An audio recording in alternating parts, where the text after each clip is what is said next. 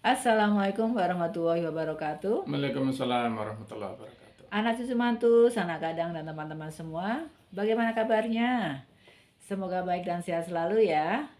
Ya, kali ini Kakek Sigit akan menceritakan kisah uniknya saat masih muda, saat di bangku SMP ya, lebih tepatnya, Ya. dan kejadian di Kota Lawang. Topik yang diangkat adalah pengalamannya mengikuti Long March Lawang Pasir Putih ketika masih duduk di bangku SMP. Ya. Silakan Kakek untuk menceritakan lebih lengkapnya. Ya, bismillahirrahmanirrahim. Assalamualaikum warahmatullahi wabarakatuh. Waalaikumsalam. Ya, jadi cerita uniknya itu memang ini perjalanan ya, Long March itu dari Lawang Pasir Putih kira-kira 180 km. Itu pernah pertama kali kami lakukan dan yang terakhir juga. Jadi anak-anak muda waktu itu kan biasanya mendaki gunung. Tapi kami waktu itu Long March itu karena ya sekolah waktu itu ketika lulus SMP memutuskan untuk mengadakan wisata dengan naik bis menuju ke Pasir Putih. Nah ini kami nggak seneng naik bis itu. Kita biasanya mau naik gunung, kita pinginnya dirayakannya dengan naik gunung. Tapi diputuskan sekolah harus naik bis. Jadi kami yang 13 ini balelo ini berontak. Kita memutuskan jalan kaki mendahului. Jadi 4 hari sebelum rombongan itu wisata naik bis kita jalan dulu gitu. Jadi itu dari Lawang ke Pasuruan ada 4 etape itu. 4 etape, jadi malam Rabu kita berangkat dari Lawang ke Pasuruan. Nah itu di Pasuruan itu menginap di salah satu teman kami ya. Kemudian di hari Rabunya siangnya itu dari Pasuruan ke Probolinggo. Kemudian hari Kamis itu dari Probolinggo ke Besuki. Ya dari hari keempatnya itu dari hari Jumat itu adalah dari Besuki ke Pasir Putih ya. Kemudian kami menginap di sana menunggu rombongan hari Sabtu datangnya. Jadi peristiwa unik yang saya alami itu antara lain itu saya dikira hantu pada malam pertama jalan itu. Nah itu ketika dari Lawang ke Pasuruan itu berangkat kurang lebih jam 9 ya. Malam ya? Malam. Nah itu kemudian kita putuskan waktu serencana awal memang mau berangkatnya malam karena berangkat malam kan seperti mendaki gunung kita lebih senang malam karena kalau malam itu nggak panas, nggak capek kita. Jadi kita putus malam itu. Nah saya ini kita berangkat 13 orang itu terpisah-pisah rombongannya, ada yang 2 orang, 3 orang, itu 4 orang gitu. Dengan bestinya masing-masing. Ya gitu. Saya pertama ikut di yang paling depan ada 4 orang. Tapi kan teman saya ini jalannya cepat sekali, saya tidak kuat. Jadi saya ketinggalan terus saya ya udah saya menunggu yang teman yang belakang. Ada rombongan 3 orang. Ngaso dulu. Ya ngaso dulu, saya istirahat ada tembok ya di tempat agak gelap. Saya udah kecapean, saya bersandar di tembok sambil nunggu teman. Waktu itu tahun 70-an beda dengan sekarang ya. Jalan raya itu sepi, apalagi malam. Sepi jarang. Dan gelap mungkin penerangan Gelap, juga. sepi ya. Ada sih lampu jalan beberapa ada, tapi umumnya gelap dan sepi, nggak ada jalan mobil lewat, jarang sekali malam. Kalau siang agak lumayan ada, tapi tidak sebanyak sekarang. Tahun 74 seperti itu. Saya duduk gitu ya, agak jauh saya lihat ada wahana rombongan teman saya karena saya hafal dari baju yang dipakai. Sebenarnya agak gelap tapi karena saya hafal baju yang dipakai orang-orang saya tahu ya kira-kira dari perawakan tubuhnya. Tapi yang saya nggak sadar itu saya tempat gelap yang mereka itu bertiga itu tidak tahu itu saya gitu. Nah saya begitu dia berdiri di dekat saya langsung berdiri, saya menghampiri sambil mau ikut maksud saya gitu bareng dengan rombongan ini. Nah ini begitu saya deketin mereka lari lagi ketakutan kan, saya jadi ikut takut lari terus akhirnya kira-kira mungkin ada berapa ratus meter kita berhenti di ada warung yang buka agak terang kan di situ.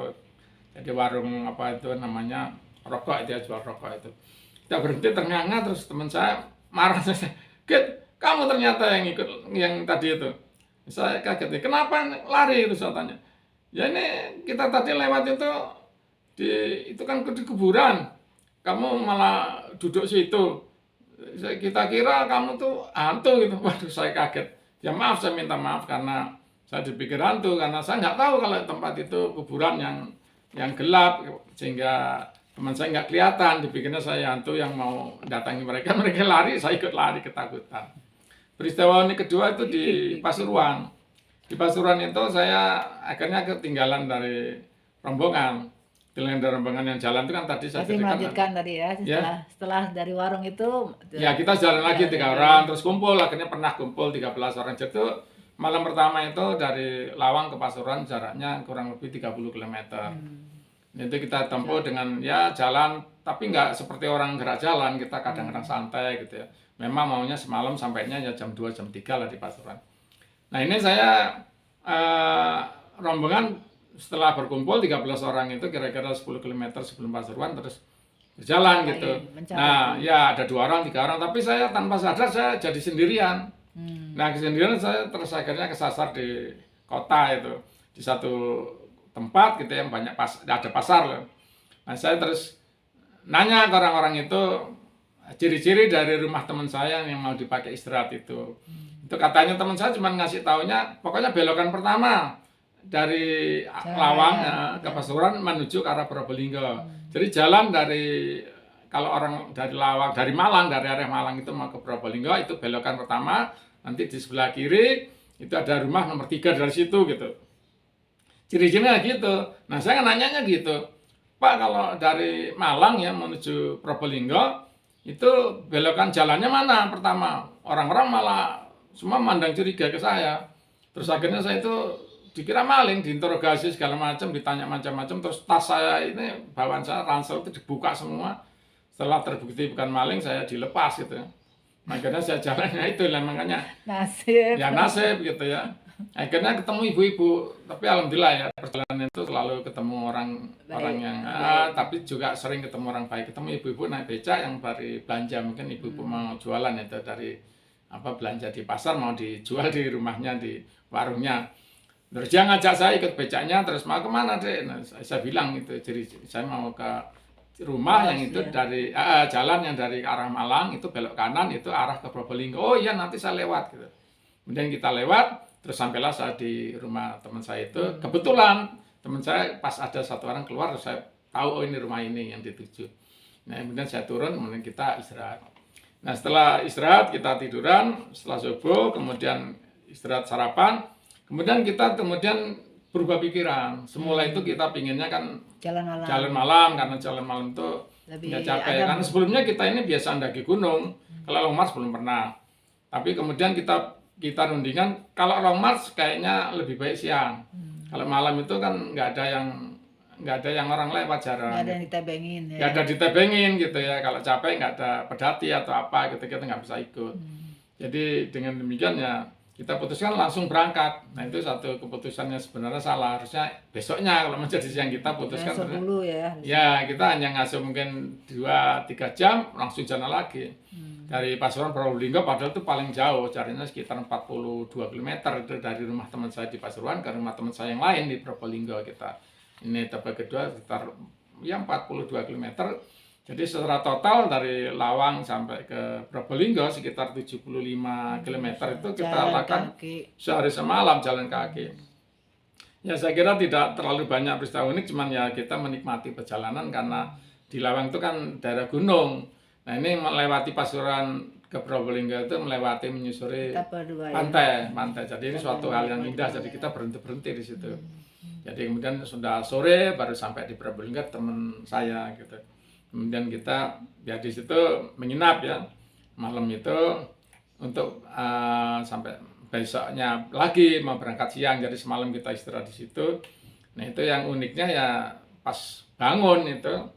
Yang hari kedua berarti ya. Malam kedua. Nah, setelah hari siang itu, jadi malam Rabu itu kita berangkat, terus Rabu kita jalan lagi, terus hari Kamis. Nah Kamis pagi itu bangun itu kaki kita pada kaku.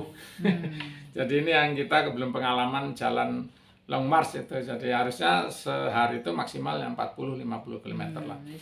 Ya kita sampai hampir 80 km sehari semalam itu. Ternyata kakinya pada kaku semua. Jadi wah pada susah jalan itu malam itu.